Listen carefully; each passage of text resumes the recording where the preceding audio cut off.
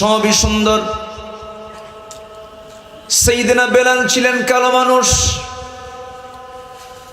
আমার নবীর একজন প্রিয় সাহাবী সাদ আল-আসওয়াদ আস-সুলাইমিও ছিলেন একজন কালো মানুষ। এইদিকে লোকমান ছিলেন একজন কালো মানুষ। তিনটা কালোর কথা, তিনজন কালো ছিলেন ফেমাস মানুষ। বেলালের নাম সবাই জানেন, লোকমানের নাম সবাই জানেন। তিনি এত কালো ছিলেন, খাটো মানুষ ছিলেন। নাকটা ছিল বোচা বোচা, ঠোঁটটা ছিল মোটা মোটা, দাঁতগুলো ছিল এলোমেলো ফাঁকা ফাঁকা, পায়ের গোড়ালি ছিল ফাটা। শীতকালে অনেকের পা ফেটে যায়, আছে না? পা ফেটে যায়, লেপে ঘুমালে পরে লেপের কাপড় ঠিক থাকে না, ছিঁড়ে যায়। ছিঁড়ে যায় না? সকালবেলা বউ যখন লেপটা গোছাতে নেয়, মাথায় হাত দিয়ে বলে কত আর সেলাই দেব, আছে না? কত আর সেলাই দেব। সাইয়েদনা লোকমান এমন কালো মানুষ ছিলেন, দেখতে শুনতে তেমন সুন্দর ছিলেন না, কিন্তু লোকমানকে আল্লাহ তাআলা এমন সম্মান দান করেছেন, এত মর্যাদা দিয়েছেন। শুধু তার নামটাই নয়, তার ওয়াজগুলো কোরআনে কারীমের মধ্যে কোট করে দিয়েছেন। সন্তানদেরকে তিনি মোট 13টা নসিহত দিয়েছেন। কয়টা নসিহত? 13টা। এর মধ্যে আমি একটা কেবল বলেছি, হে আমার কলিজার টুকরা সন্তান, তোমরা কি করো না? বলেন, তোমরা কি করো না? শিরিক করো না। শিরিকের ধারে পাশে যেও না। আজকের সমাজে কি শিরিক আছে? আসতে বলবেন না, শিরিক কে আছে? শিরিক কাকে বলে যদি প্রশ্ন করা হয়, শিরিকের ব্যাখ্যা, শিরিকের এক্সপ্লেইন, শিরকে নিয়ে যদি আমি কথা বলতে যাই বহু সময় লেগে যাবে। তবে এক কথায় শিরকের সংজ্ঞা হলো আল্লাহকে বাদ দিয়ে বান্দা যে কাজ করে, যে কাজে আমার আল্লাহ তাআলা নাই, যে কাজে আমার আল্লাহর বিধান নাই, যে কাজে আমার আল্লাহ তাআলার কোনো হুকুম নাই, বান্দা যে কাজ করতে গিয়ে আল্লাহকে মাইনাস করে, সেটাই কি? আসতে বলুন, সেটা কি? গ্রামের মানুষ কিন্তু হঠাৎ করে বলে ফেলে সকালবেলা বাকি দেওয়া যাবে না, আছে এরকম কথা? আচ্ছা, বাকি দিলে কি গুনাহ হয় না সওয়াব হয়? সওয়াবই তো হওয়ার কথা। আপনি উপকার করছেন একজনের, কিন্তু এখন কি বাকি দেওয়া নিরাপদ না বিপদ? হ্যাঁ, বিপদ। বিপদ। বাকি দিবেন তো বিপদে পড়বেন। আবার লেখাও থেকে বাকি চাহিয়া লজ্জা দিবেন না, আছে না? লেখা থাকে সকালবেলা বাকি দেওয়া যাবে না, শনিবারে বাঁশ কাটা যাবে না, আছে এগুলো আছে? আচ্ছা, মঙ্গলবারে বিয়ে করা যাবে না, বৃষ্টির দিন বিয়ে হলে সারা জীবন তার চোখে পানি থাকবে, আছে এগুলো? আছে নাকি আমি জানি না, আছে এগুলো? আছে। বৃষ্টি কে দেন? বৃষ্টি কি গজব না নিয়ামত? গজব না বরকত? তো বরকতের কি বললো? সারা জীবন না ওর চোখে পানি, দুঃখ কাটবে না তার। এগুলো কি রাসূলের হাদিস? রাসূলের হাদিস কোথাও পেয়েছেন আপনারা? এগুলো বিশ্বাস করলে কি হবে? শিরিক হবে। বলেন কি হবে? শিরিক হবে। সেদিন দেখি এটা ট্রাকের পিছনে জুতা ঝুলায় রাখছে, জুতা, ছেঁড়া জুতা। তো আমি ট্রাকের ড্রাইভারকে জিজ্ঞাসা করলাম, ভাই জুতা ঝুলায় রাখছেন কেন আপনারা এই ট্রাকের পিছনে? খুঁজুর বদনজর থেকে বাঁচার জন্য।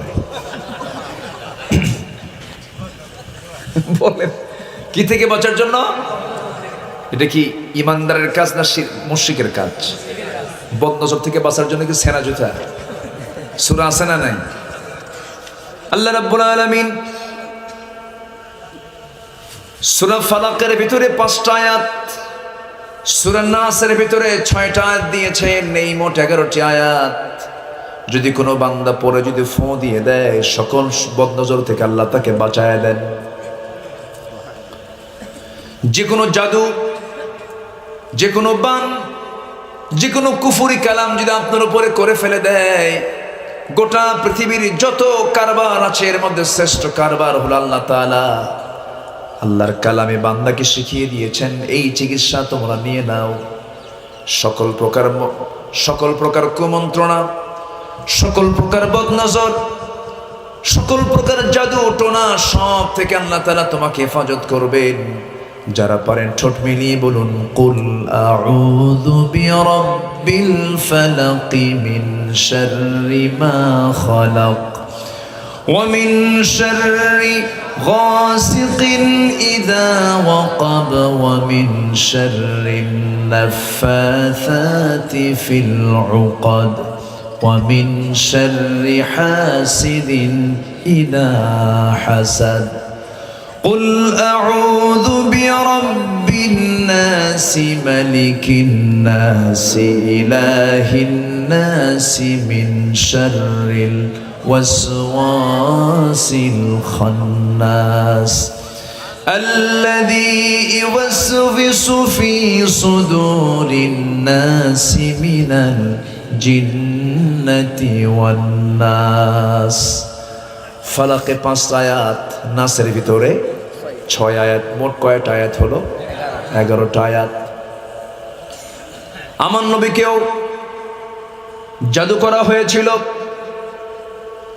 রাসূলকে বান মেরেছিল, জাদুটোনা করেছিল। নবীজি ভুলে যাচ্ছেন, শুকে যাচ্ছেন। দীর্ঘ 4-5টা মাস নবীজি কোনো কিছু মনে রাখতে পারেন নাই। আয়াত ভুলে যাচ্ছেন, খাবার মুখে নিতে পারছেন না।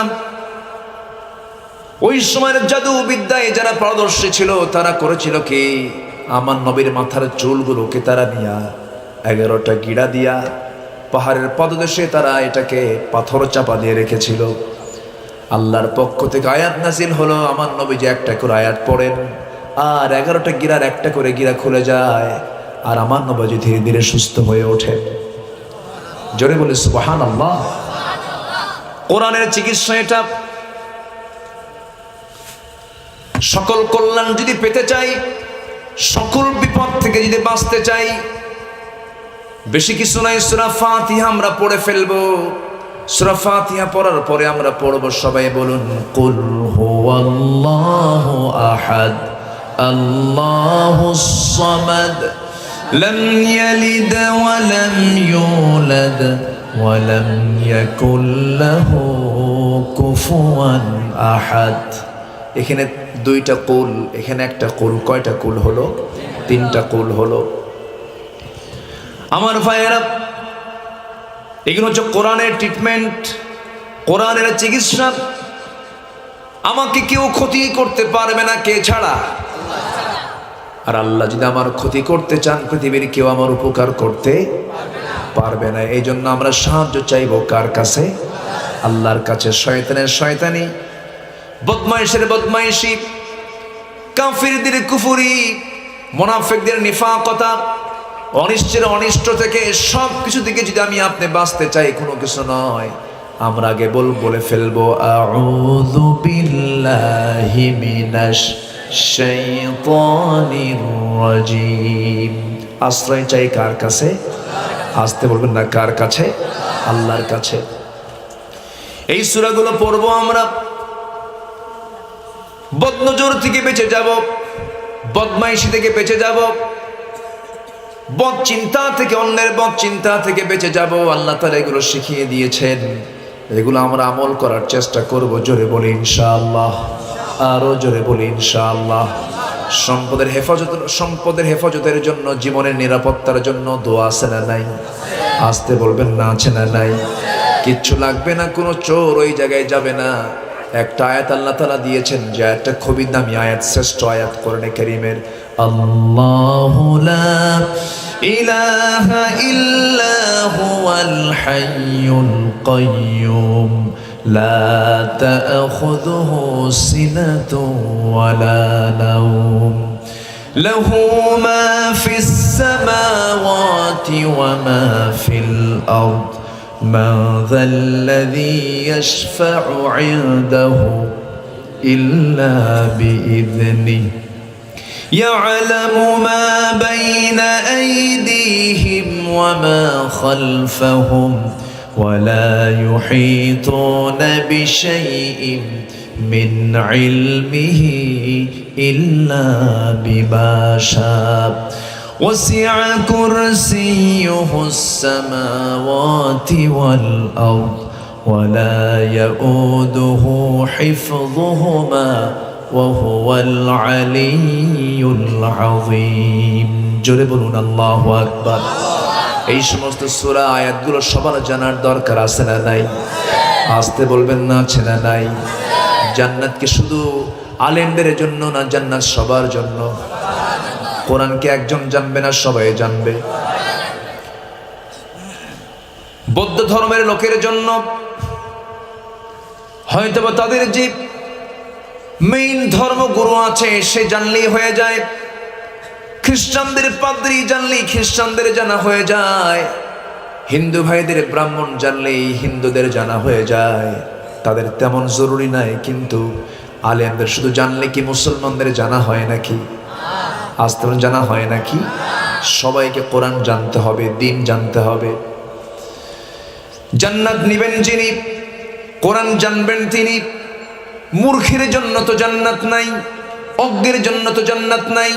আল্লাহ তাআলা জাহালাতকে কত ঘৃণা করে বলেছেন, ইমানদারকে লক্ষ্য করে বলছেন ওয়া ইবাদুর রাহমানিল্লাযীনা ইয়ামশুনা আলাল আরদি হাওনা ওয়া ইযা খাতাবাহুমুল জাহিলুনা ক্বালু সালামা। মূর্খদের সঙ্গে কথা বলতে মানা করা হয়েছে। মূর্খতা একটা বড় অভিশাপ। আজকে আমার দেশে 18 কোটি মুসলমান, কিন্তু আমার বুকটা পড়ে যায়, আমার হৃদয়টা খান খান হয়ে যায় যখন একটা মাহফিল আমি যদি বলি কয়জন আছেন কোরআনটাকে সহি করে পড়তে পারেন, হাতের সংখ্যা বেশি উঠবে নাকি? দিলটা আমার অস্থির হয়ে যায় এই চিন্তা করলে। আজকে শিক্ষা ব্যবস্থার মধ্যে কত ত্রুটি। আমি মালয়েশিয়াতে গিয়েছিলাম, ছোট্ট ছোট্ট বাচ্চাগুলো সব সহি করে কোরআন তেলাওয়াত করতে পারে। প্রত্যেকটা মুসল্লি নামাজ পড়ানোর যোগ্যতা রাখে। একটা সিলেবাসের মধ্য দিয়ে স্কুলে পড়ুক, মাদ্রাসায় পড়ুক, যেখানেই পড়ুক না কেন, যেই দেশে 95% মুসলমান, সেই দেশের প্রত্যেকটা নাগরিকের, প্রত্যেকটা মুসলমানের কোরআন শিক্ষাটা অতিরিক্ত করা দরকার না, বাধ্যতামূলক করা দরকার। এমনকি 90% 95% মুসলমান যে দেশে, সেই দেশের ভাইভা বোর্ডে কোরআন তেলাওয়াত শোনার দরকার আছে না নাই? বিসিএস ক্যাডার হবে, সেই লোকটাকে ভাইভা বোর্ডে প্রশ্ন করা উচিত, দেখি তুমি সূরা ফালাক তেলাওয়াত করো, সূরা ফাতিহা তেলাওয়াত করো। কিন্তু যদি এই ভাইভা বোর্ডে যদি এরকম না হয়, সূরা ফাতিহা তুমি পড়ো তো, সূরা ফাতিহার যে কয়টা আয়াত আছে তার চাইতে ডাবল ভুল হবে। কি ঠিক কিনা? কারণ শিক্ষা ব্যবস্থার মধ্যে সহি তেলাওয়াত করার কোনো সিস্টেম, অথচ নামাজ পড়ার শর্ত হলো কোরআনটাকে সহি করা না গলত পড়া? বলেন কেন? বলেন না কেন? কি করে পড়া? রুব্বা কারিন লিল কুরআন ওয়াল কুরআন ইয়ালানুহু। কোরআনটাকে যে সহি করে পড়ে না, কোরআনটাকে উল্টা লানত দেয়। উল্টা কি দেয়? লানত দেয়। কোরআন লানত দিচ্ছে। এত বড় জরুরি একটা শিক্ষা হলো কোরআনের শিক্ষা। সেই শিক্ষা নিয়ে কোনো কথা নাই। ক্লাস 6-7 এর সিলেবাসে ঢুকায় দিছে মানুষ নাকি আগে বানর ছিল। মাইকলা কি করে? ঘুম নাকি? জেগে আছেন? ইকো টিকো দিয়েন না, ইকো কম দেন, ইকো রিভার্ট দিয়েন না, যেন কথাগুলো স্পষ্ট শোনা যায়। আমার কথাকে রাগ করতেছেন আপনারা? আমি তো সোনারখিলের পুরাতন মানুষ, তো আমি এসেছি একবার, আজকে একটু ফ্রিলি আলোচনা করবো, প্রয়োজনে ফজর হোক, সমস্যা কি? ভয়টাই পেলেন নাকি আপনারা? থাকতে রাজি আছি তো? বসেন। মানুষ আগে কি ছিল? কি কার বাপ ছিল বানর? কোন তো হাত তুলুন তো এখানে। এখানে কি কারো বাপ বানর ছিল এরকম কি জানেন কেউ? তাহলে এগুলো পাইলো কোথায়? বানরের বংশধরদের কাছ থেকে আদম সন্তানদের শিক্ষার কিছু নাই। আস্তে কোন জনগণ ঠিক কিনা? ওদের বংশধর বানর হতে পারে, আমরা হলাম আদমের বংশধর। আমাদের বাপকে আরো জোরে, আমাদের মাকে, আমাদের বাড়ি কোথায়? শোনার কি ভালো কিরকম, কোথায় বাড়ি আমাদের? বাপের ভিড়ে তো জান্নাত ছিল। ফাওয়াসওয়াসা লাহুমা ফাযাল্লাহুমা শাইতান, শয়তান চলে গেছে ওই জায়গাতে, জান্নাতের মধ্যে ঢুকে গেছে। একদিন মুসা আলাইহিস সালাতু ওয়াস সালাম তিনি জিবরাইলের সঙ্গে কথা বলছেন, হঠাৎ করে সামনে শয়তান। জিবরাইল বলতেছে, শয়তান তুমি আর জায়গা পেলে না, নবীর কাছে আসা লাগে। শয়তান কয়, জিবরাইল আমি জান্নাতের মধ্যে যায়া জান্নাতের মধ্যে ঢুকে আদম হাওয়াকে ওয়াসওয়াসা দিলাম, এ তো দুনিয়াতে আছে মুসা। সোনার খিলে তো শয়তান আসে না। আসতে কয় আসে না নাই? হ্যাঁ, সব জায়গায় শয়তান আছে, আছে না নাই? আচ্ছা, শয়তান বড় মারাত্মক, খুব সিরিয়াস শয়তান। শয়তানের ওয়াসওয়াসা থেকে আমাদের বাঁচার দরকার আছে না নাই? আশ্রয় নেব কার কাছে? আল্লাহর কাছে। আমার ভাইয়েরা, শিক্ষার বড় অভাব আজকে। মুসলমানদের যে শিক্ষাগুলো বড় জরুরি, সেই শিক্ষাগুলো আজকে সমাজে নাই। সুন্দর করে কোরআন তেলাওয়াত করতে পারে না। একজন বিসিএস ক্যাডারকে যদি প্রশ্ন করা হয় ওযুর ফরজ কয়টা, বলে 13টা। ওযুর ফরজ কি 13টা? ইকো তো দিয়েন না, ইকো আমি তো মানা করেছি।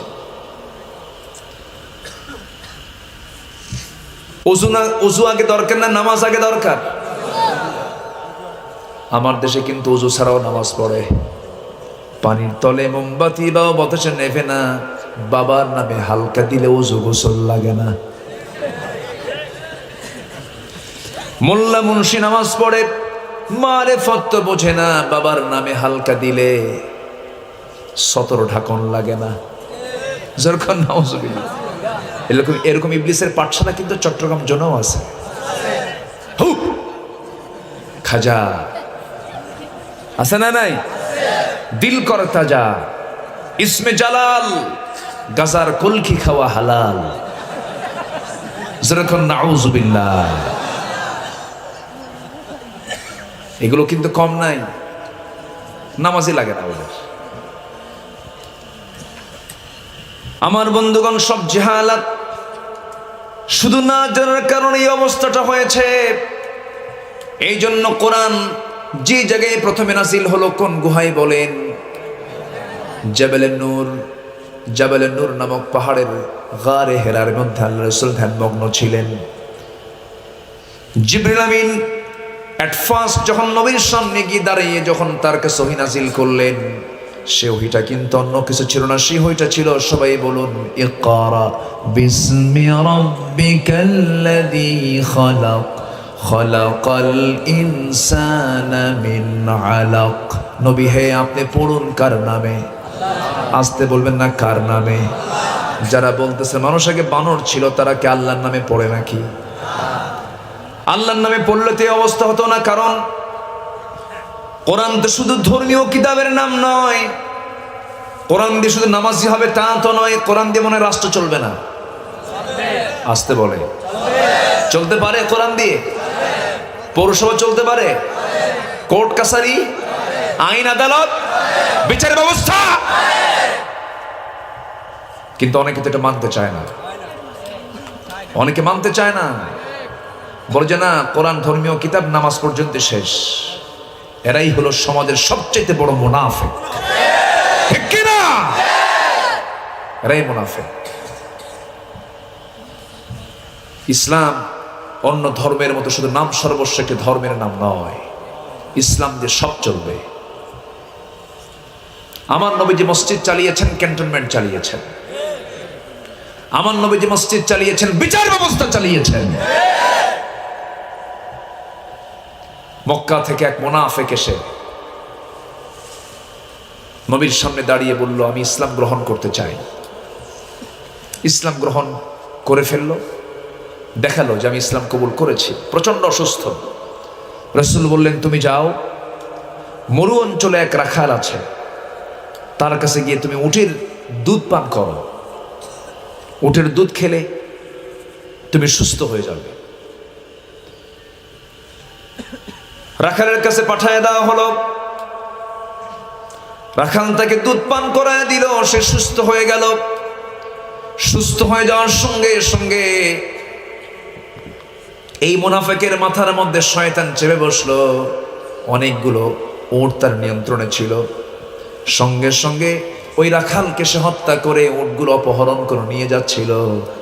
নবীর কাছে জিবরাইল খবর দিলেন, নবীজি জানতে পারলেন। সাহাবে কেরামের একটা প্রতিনিধি দল পাঠায় দিয়ে বললেন, যেমন অবস্থায় পাও তাকে ধরে আনো। ধরে আনা হলো। রাসূল বললেন, ওই রাখালকে যেমন করে মেরেছে এই মুনাফিককে তেমন করে তোমরা দুনিয়া থেকে বিদায় করে দাও।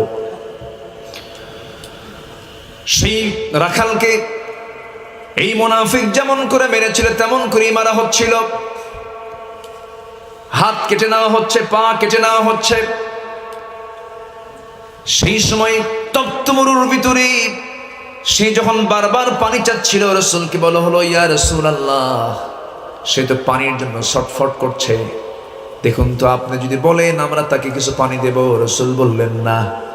ওই রাখালকে মারার সময় কি সে কি কোনো পানি দিয়েছিল নাকি? না, পানি দেয় নাই।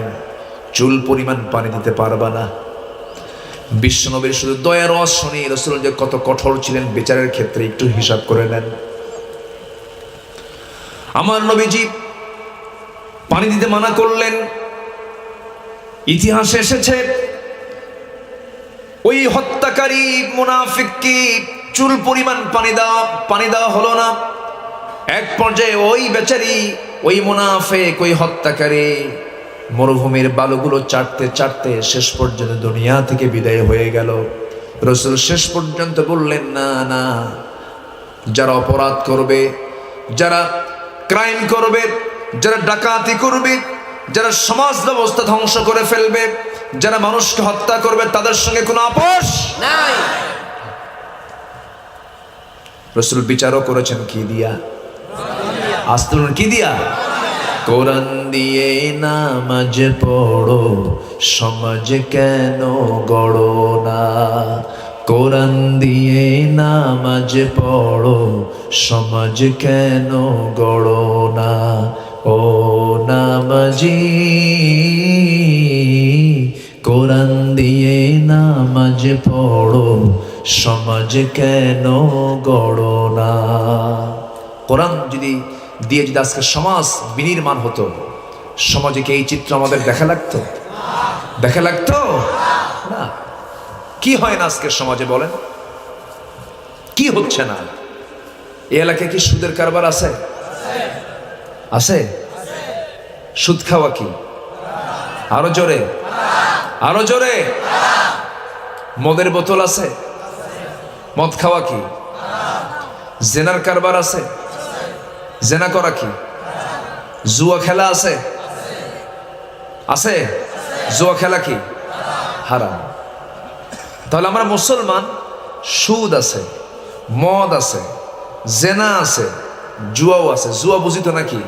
ওই যে মোনাজাত ধরে, মোনাজাত কি কথা কি বুঝতেছেন আপনারা? হ্যাঁ, কঠিন মোনাজাত ওরা। হ্যাঁ, শোনেন, এই সময় কেউ উঠেন না, উঠলি ভাববো এগুলো মোনাজাত গ্রুপ।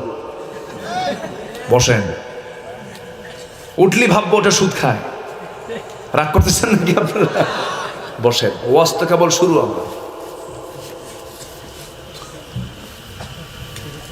সমাজ থেকে 1000 বছর ওয়াজ করে আপনি সুদ বন্ধ করতে পারবেন না। শুধু ওয়াজ করে আপনি জেনা বন্ধ করতে পারবেন না। শুধু ওয়াজ করে আপনি মদের বোতল, মদের দোকান বন্ধ করতে পারবেন না। এগুলোর জন্য নির্দিষ্ট পন্থা ইসলামে আছে না নাই? আসতে বলবেন না, আছে না নাই? মদ খেলে তার শাস্তি কি কোরআন দিয়েছে?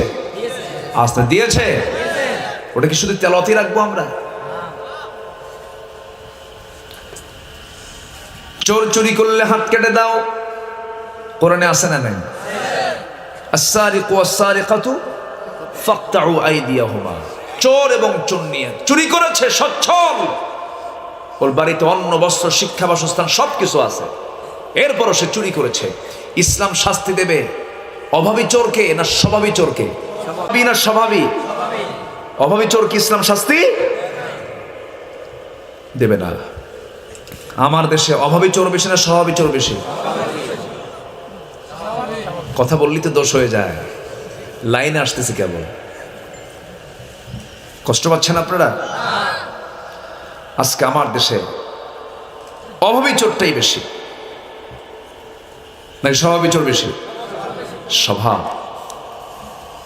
কলমের খোঁচা দিয়া কোটি কোটি টাকার দুর্নীতি, কোটি কোটি টাকা লোপাট করছে এমন কিছু বদমাইশ আছে না নাই? আছে। চিন্তা করা যায়, জাতির শ্রেষ্ঠ সন্তান হলো মুক্তিযোদ্ধা। পত্রিকায় দেখলাম 2000 মুক্তিযোদ্ধা তাদের ভাতা নিচ্ছে, যাদের জন্ম হলো, যাদের বয়স হলো 52 বছর। যুদ্ধ হয়েছে কত বছর আগে? 52 বছর। যুদ্ধ করলো কোন দিন? আমার কথা কি বুঝে আসতেছে ভাই? কথা কি বুঝে আসে? কোথায় যাবেন আপনি? আমরা তো ভালো হতে পারিনি। আচ্ছা, আমার দেশে মানুষ বেশি না চোর বেশি বলেন তো? ভালো করে বলবেন, মানুষ বেশি না চোর বেশি? চোর বেশি। চোর বেশি, আরেকজন কাছে মানুষ বেশি। আচ্ছা, এই দেশের নামাজি বেশি না বেনামাজি বেশি? আচ্ছা, যে নামাজ পড়ে না ওর চেয়ে কি বড় চোর দুনিয়াতে আছে? এখন বলেন তো, চোর বেশি না মানুষ বেশি? বলেন। চোরই তো বেশি, নামাজ তো নাই। মসজিদে যাবেন আপনি, মসজিদে গেলে পরে আমি আগে না জুতা আগে? বলেন। জুতা পিছনে রাখলে নামাজ হবে না, মনটা চলে যাবে জুতার কাছে। জুতা আছে তো, জুতা আছে তো। এই জন্য নামাজ শুরু করার আগে জুতাটা সামনে রাখা লাগে, সেজদা থেকে ওঠার পরে আবার জুতার দিকে নজর দেওয়া লাগে। কি আছে না নেই বলে? কোথায় মানুষ আমরা হতে পারলাম? গত বছর চিটাগাং মেইন সিটিতে মাহফিল ছিল আমার, 2 ঘন্টা ওয়াজ করলাম, মানুষও কাঁদলো, মনোজতের মধ্যে সব অস্থির হয়ে গেল। মাহফিল মঞ্চ থেকে নামার সময় দেখি আমার জুতা জোড়া নাই। বাস্তব। কোথায় ভালো হয়েছে আমরা? সাইকেল নিয়ে বাজারে চলে গেলেন আপনি, সাইকেল শুধু রেখে দিয়েছেন, এই দিকে তাকাইছেন সাইকেল নাই। এখান থেকে আপনি কক্সবাজার যাবেন, বাসে উঠেছেন, পকেটে বারবার হাত দিতে হয়, মোবাইলটা আছে তো, টাকাটা আছে কিনা। তো এই যে পকেটের মধ্যে হাত ঢুকায়, ভারত থেকে আসে না আমেরিকা থেকে আসে? কারা? কারা? আমরা। ভাইয়ের সম্পত্তি বোনের সম্পত্তি ভাই মেরে খায়, মেয়ের সম্পত্তি ছেলেকে চুরি করে বাপ লিখে দেয়, এরকম চোর আছে না নাই? কই ভালো? আমরা ভালো হয়েছি? আমরা ভালো তো হই নাই।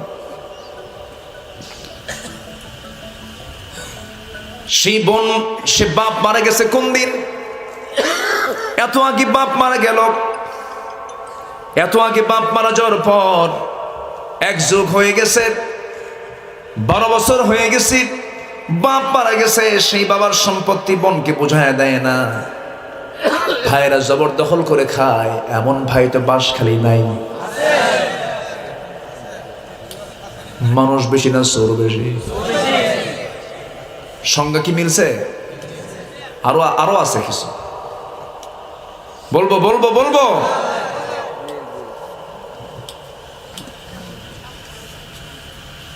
বাপ মারা গেছে, ধানি জমি 10 বিঘার 3 বিঘা বোনটা পাবে,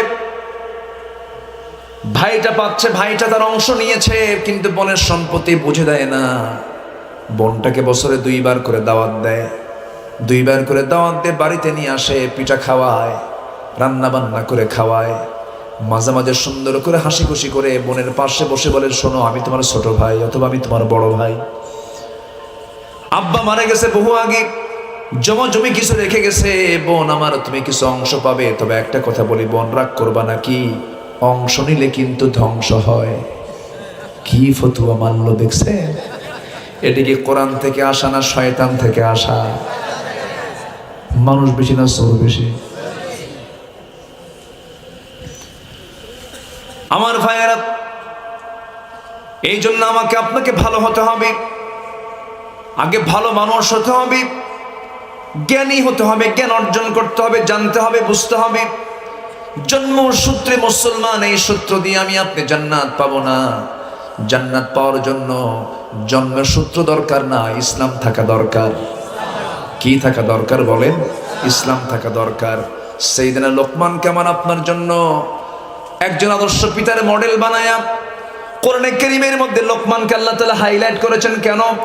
ও পৃথিবীর বাপেরা, তোমরা সব লোকমানের মতো বাপ হও, সুন্দর পরিবার গড়ে তোলো, সভ্যতা গড়ে তোলো, সন্তানদেরকে বিনয়ী বানাও, সন্তানদেরকে আদর্শ বানাও, সন্তানদেরকে অহংকার মুক্ত বানাও, সন্তানদেরকে নির্লোভী বানাও, সন্তানদেরকে আমানতদার বানাও, সন্তানদেরকে আল্লাহওয়ালা বানাও। একটা রাষ্ট্রের গুরুত্বপূর্ণ অংশ হলো পরিবার। পরিবার যদি ভালো হয়ে যায় সমাজ ভালো হয়ে যাবে, সমাজ যদি ভালো হয়ে যায় রাষ্ট্র ভালো হয়ে যাবে। এই জন্য পরিবারের দিকে খেয়াল করার দরকার আছে না নাই? আমি কয়েকদিন আগে টেকনাফ মাহফিল ছিল, টেকনাফ এই দিকই তো না? কোন দিক? আমি যে কোন দিকে আছি আল্লাহ জানে। এই আমার তো দিক ঠিক নাই। যাই হোক, একদিক হবে তো।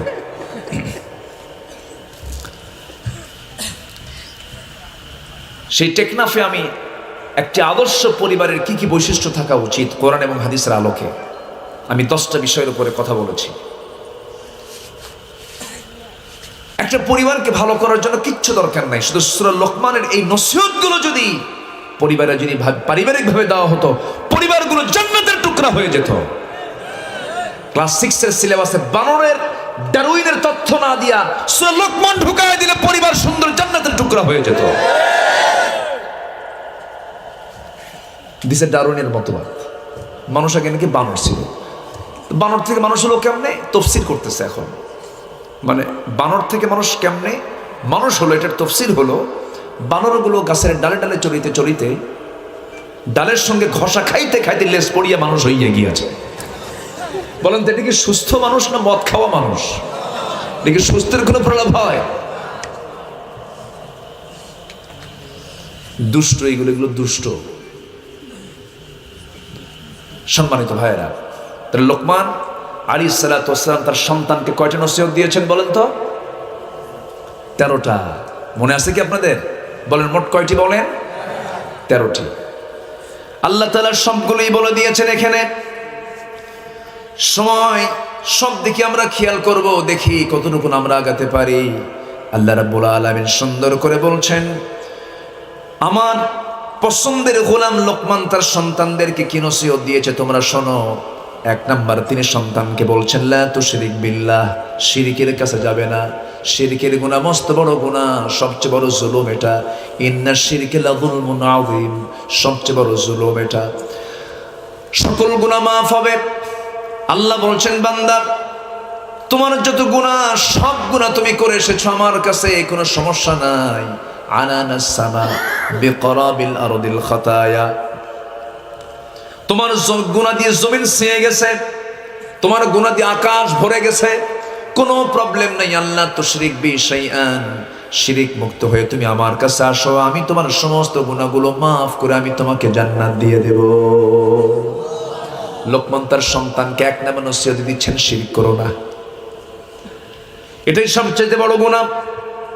আলা উনাব্বিউকুম বিআকবারিল কাবাইর, ও সাহাবীরা আমি কি তোমাদের কি বড় বড় কবিরা গুনার কিছু সংবাদ দেব নাকি? হ্যাঁ হুজুর আপনি বলেন। আমার নবীজিও 1 নম্বর তালিকায় বললেন, আল ইশরাকু বিল্লাহ, উকুকুল ওয়ালিদাইন ওয়া কাউলুজ জুর। রাসূল 3টা কবিরা গুনার কথা হাদিসে বলেছেন। নাম্বার 1 হলো শিরিক করবে না, নাম্বার 2 হলো পিতামাতার সঙ্গে খারাপ আচরণ করবে না। নাম্বার 3 হলো বাজে কথা মুখ থেকে বলবে না। এই 3টা কিন্তু বড় বড় কবিরা গুনাহ। এই 3টা বড় কবিরা গুনাহ আজকে সমাজে আছে না নাই? শিক্ষার যে হার আজ থেকে 10 বছর আগে ছিল, এখন শিক্ষার হার কমছে না বাড়ছে? বলেন বলেন বলেন। কমেছে না বেড়েছে? বেড়েছে। কিন্তু বাপ মার সেবার হার কমছে না বাড়ছে? তাহলে এটা কি শিক্ষা হলো? বানর মার্কা শিক্ষা। ওহির শিক্ষা পেলে পরে এরকম তো হতো না।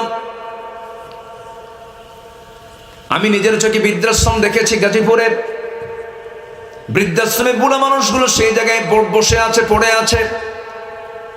অধিকাংশ বৃদ্ধাশ্রমে যারা সেখানে পড়ে আছে, আমি কসম করে বললাম, আল্লাহর কসম করে বলছি, হলফ করে বলছি, পৃথিবীর কোন বৃদ্ধাশ্রমে আপনি আলেমের বাপকে পাবেন না, হাফেজের মাকে পাবেন না। ওই জায়গায় সেই সমস্ত বাপ মা গুলো পড়ে আছে যারা কোরআন এবং হাদিসের জ্ঞান যারা রাখে না। ঠিক কিনা? অতএব সন্তানকে যদি নিজে ভালো থাকতে চান, আগে কোরআন তুলে দেন, আল্লাহওয়ালা বানান। টাকাওয়ালা বানানোর আগে শুধু টাকাওয়ালা বানাবেন, বুড়ো বয়সের সন্তানকে দেখে আপনি বাপ ভয় পাবেন। আর আল্লাহওয়ালা বানাবেন, বুড়ো বয়সের সন্তান আপনাকে দেখে থরথর করে কাঁপবে। কারণ বাপ যদি খুশি হয় আরশ খুশি হবে, বাপ যদি নারাজ হয় আল্লাহ নারাজ হয়ে যাবে। এই জন্য ইসলাম জানার দরকার আছে না নাই? সবার আগে না সবার পরে? সবার আগে। নামাজও তো কবুল হবে না ইসলাম না জানলে। দিন না জানলে নামাজ কবুল হবে? হবে না তো। আগে দিন জানবো আমরা, জোরে বলি ইনশাআল্লাহ। শিরকের জ্ঞান আমাদের জানতে হবে তো, কারণ আমি শিরক করবো আমি নিজেই টের পাবো না। শিরকের ধারে পাশে যাওয়া যাবে না। শিরকের ব্যাপারে একটা হাদিস এসেছে, পিঁপড়া হাঁটার আওয়াজ যেমন বান্দার কানে আসে না, শুনতে পায় না, বান্দা কখন শিরক করে ফেলেছে বান্দা নিজেও টের পায় না। আমার বন্ধুগণ, কি করে খাবো আমি, এটাও কথার মধ্যে কি হলো? কি করে খাবো কিছুই তো বুঝতেছি না। কি করে খাবো আমি, এই কথার মধ্যে শিরকের গন্ধ আছে না নাই? এই জাতীয় কথা কি বের হয় কিনা বলেন? বের হয়। অথচ আল্লাহ তাআলা নিজেই স্পষ্ট করে বলেছেন, ওমা মিন দাব্বাতিন ফিল আরদি ইল্লা আলাল্লাহি রিজকুহা। জমিনে যত বিচরণশীল প্রাণী আছে সমস্ত প্রাণীর রিজকের দায়িত্ব কার? আসতে বলবেন না কার? আর আপনি সে আল্লাহর বান্দা হয়ে, পৃথিবীর সেরা সৃষ্টি হয়ে আপনি বলছেন কি করে খাবো আমি, কি করে খাবো আমি, চলবো আমি, এমন হতাশা আছে না নাই বলেন? আছে। যুবকরা, এরকম হতাশার কোনো বাক্য তোমরা মুখ থেকে বের করবা না কখনো। শিরকের কথা এগুলো। মুখ বানিয়েছেন যিনি, খাওয়াবে না তিনি। যিনি আমাকে সৃষ্টি করেছেন তার চিন্তায় সবচাইতে বেশি। যিনি আমাকে আমার মার পেটের মধ্যে 9টি মাস আমি খেতে পারি না আমাকে খাওয়ায় দিয়েছেন, সেই মার পেটের মধ্যে আমার চুলগুলো বড় করে দিয়েছেন, চোখটা সুন্দর করে দিয়েছেন, হাত পা নখ সব কিছু দিয়ে দিয়েছেন।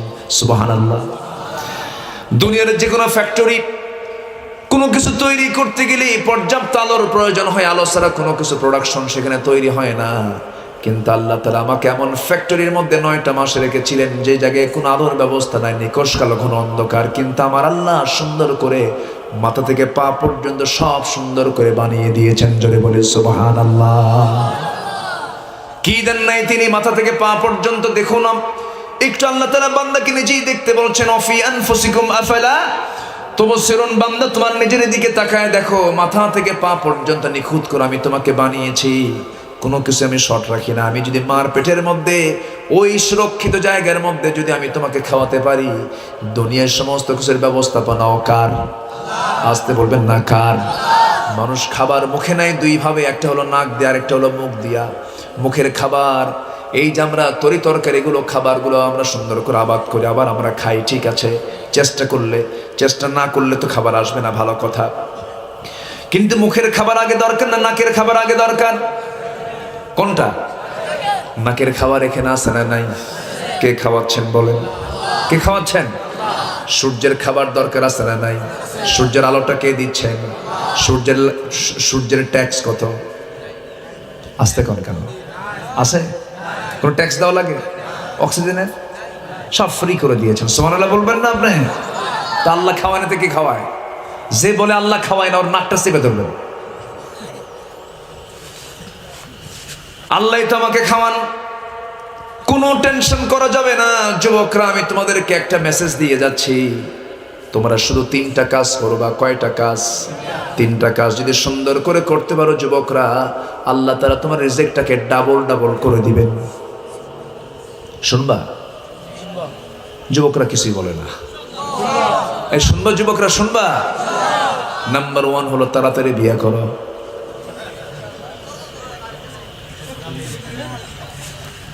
বিয়ে করছো? বিয়ে করছো? হ্যাঁ, কেউ কিছু কয় না। যুবক না আর বুড়া মানুষ আল্লাহ জানে। হ্যাঁ, ভালো। তাহলে বিয়ে করার দরকার আছে না নাই? দেন আর বুড়া চাচাও কয় আছে। বুড়ি জানলে কিন্তু খবর আছে আবার। আচ্ছা, বিয়ে করা কি হুজুরের হুকুম না আল্লাহর হুকুম? ওয়ানকিহুল আয়ামা।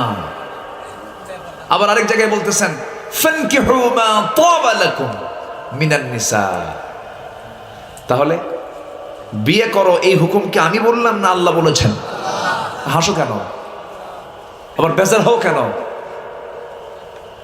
বিয়ে করা এটা ইমানি দায়িত্ব, ঠিক কিনা? বরং আজকের এই ফিতনার দুনিয়া বিয়ে করে নেওয়াটাই নিরাপত্তা, ইমানের নিরাপত্তা, ইমানের নিশ্চয়তা। আল্লাহু আকবার বলেন। রাগ করতেছেন? আল্লাহ তাআলা বলছেন তোমরা স্বামীহীন নারীকে বিয়ে করো। কিন্তু এখনকার ছেলেরা কি করে জানেন? যার স্বামী আছে ওখানে যে ভূতে ভূতে করে। আমি কি ভুল বলতেছি? পরকীয়ার পরিমাণ এখন কমছে না বাড়ছে? নিজে তো অশান্তির মধ্যে পড়লই, আরেকটা পরিবারকে অশান্তির মধ্যে ফেলে দিল। আল্লাহ বলতেছে ওই জায়গায় যাইস না, তুই যা যেখানে তার বিয়ে হয় নাই। একা যাইস না, বাপ মাকে সাথে নিয়ে যা। কি রাগ করতেছেন নাকি আপনারা? এই ছোট্ট বাচ্চাটাও হাসতেছে না? সব বোঝে তো। কি সুন্দর। দাঁড়াও তো আব্বু, দাঁড়াও। দাঁড়াও না তুমি আবার। দেখছেন কি বুড়া মানুষ, ওইদিকে তাকা। দেখছেন বুড়া মানুষ, দেখছেন সব বোঝে, প্রত্যেকটা কথা সে রিসিভ করছে। জি বলি আলহামদুলিল্লাহ।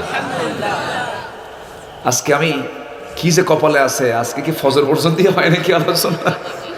আমি কিন্তু আজকে একদম ঘরোয়া পরিবেশ মনে করে কথা বলছি, ফ্রি হয়ে কথা বলছি। রাগ করছেন না তো? তাহলে বিয়ে করা কি মোল্লা কইছে না আল্লাহ কইছে? আল্লাহ। বিয়ে করো যুবকরা, বিয়ে করবা, তোমার রিজিকটা ডাবল হয়ে যাবে। জোরে বলে সুবহানাল্লাহ। কারণ তোমার অধীনে একজন আসবে, তখন কি আল্লাহ রিজিক কমায় দিবেন না বাড়ায় দিবেন? আল্লাহ তোমার দারিদ্রতা দূর করে দিবেন। একটা আয়াত আসছে, বিয়ে করো, আমি তোমার দারিদ্রতা দূর করে তোমাকে ধনী বানায় দেব। এই দেশের যত ধনী মানুষ, ধনী ব্যক্তি যারা, সব বিয়ের পরে ধনী হয়েছে। আমার নবীজি সম্পদ পাইছেন বিয়ের পরে। সুবহানাল্লাহ বলেন না? বিয়ে করো, জেনার কাছে যেও না। জেনা বড় ভয়ঙ্কর অপরাধ। জেনা বড় ভয়ঙ্কর অপরাধ। আসতেছে লোকমানের অনেক ওয়াজ আছে এখানে। কেবল বলছি কয়টা? লোকমানের কয়টা ওয়াজ করছি? একটা। শিরকের কাছে আমরা যাব না। জোরে বলি ইনশাআল্লাহ। যুবকদের জন্য কয়টা কাজ? বলেন কয়টা কাজ? নাম্বার 1 হলো বিয়ে করা, জেনার কাছে না যাওয়া, চরিত্রকে ইউসুফের মতো রাখা, চরিত্রকে ফ্রেশ রাখা, কোনো মেয়ের দিকে না তাকানো, কোনো বেগানা নারীর দিকে তাকালে সওয়াব না গুনাহ। প্রথমবার তাকালে মাফ, দ্বিতীয়বার তাকালে পাপ হয়ে যাবে। প্রথমবার তাকাইছো যুবক, চট করে মুখটা ঘুরায় নিবে, চোখটা ঘুরায় নিবে, আল্লাহ তাআলা মুজাহিদের সওয়াব তোমার আমলনামায় দিয়ে দিবেন। অনেকদিন আগে এক মাহফিলে, প্রায় 1 যুগ আগের কথা বলছি, এক মাহফিলের ডান পাশে না বাম পাশে থেকে এক যুবক সামনে থেকে দাঁড়ায় বলে, হুজুর প্রথমবার যেহেতু তাকানো জায়েজই আছে, 100 1 ঘন্টা 1 তালে। যেরকম নাউজুবিল্লাহ। কিছু মানে ঠোঁট কাটা মানুষ থাকে না? থাকে তো। আল্লাহ তো কৌশল বোঝে, এরকম কিছু করা যাবে না। এক সাহাবী এসে বলছেন, ইয়া রাসূলুল্লাহি, সব বাদ দেব আমি, কিন্তু জেনা বাদ দিতে পারবো না। রাসূল রাগ করলেন না। রাসূল তাকে আস্তে করে পাশে বসায় দিয়ে বলেন, সাহাবী জেনা বাদ দিবা না? না, জেনা বাদ দেব না। রাসূল বলেন, তোমার মার সঙ্গে যদি কেউ জেনা করতে আসে তুমি কি করবা? হুজুর জব করব। যদি মেয়ের সঙ্গে জেনা করতে আসে, হুজুর আমি সহ্য করতে পারবো না। তোমার স্ত্রীর সঙ্গে যদি কেউ জেনা করতে আসে, হুজুর আমি এটা আমার জন্য প্রচন্ড কষ্টের কারণ হয়ে যাবে, আমি সহ্য করতে পারবো না। রাসূল বললেন, ও সাহাবী, তুমি যার সঙ্গে জেনা করতে যাবে সে তো কারো না কারো স্ত্রী, কারো না কারো মেয়ে, কারো না কারো বোন। সাহাবীর চক্ষু বেয়ে বেয়ে টপ টপ করে পানি পড়ছে আর বলছে, হুজুর আল্লাহর কসম করে বললাম আজকে থেকে সকল জেনার কাজ আমি বন্ধ ঘোষণা করে দিলাম।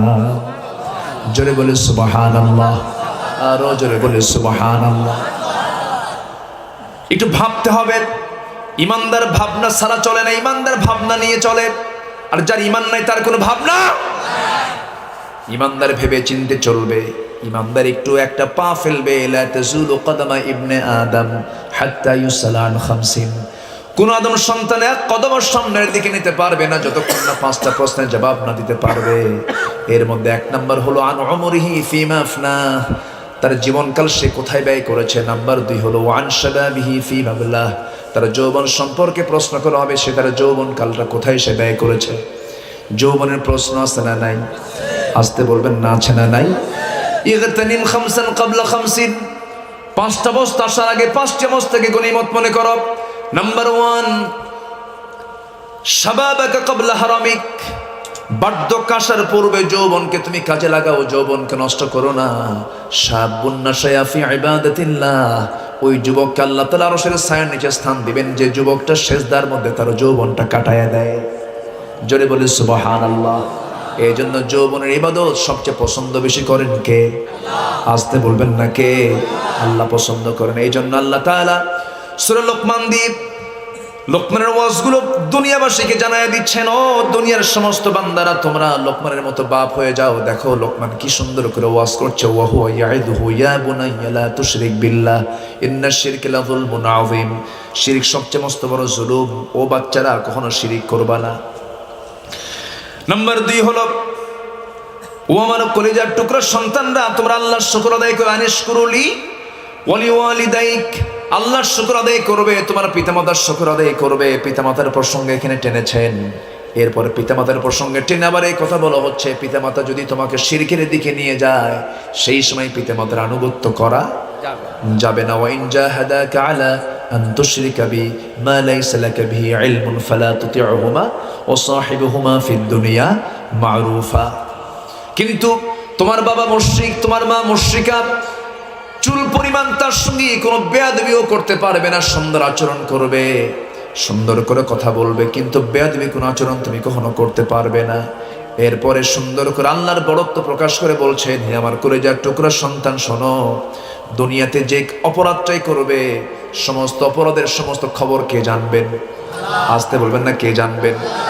সেটা যদি সরিষার দানাও যদি হয়, গোটা পৃথিবীর কোন জায়গায় লুকানো আছে সেই সরিষার দানাটাও আল্লাহ খুঁজে বের করবেন। বান্দা, আল্লাহর এমন ক্ষমতা আছে, তুমি কোনো কিছুই করতে যাবে সঙ্গে সঙ্গে ধরা পড়ে যাবে কার কাছে? আসতে বলবেন না, কার কাছে?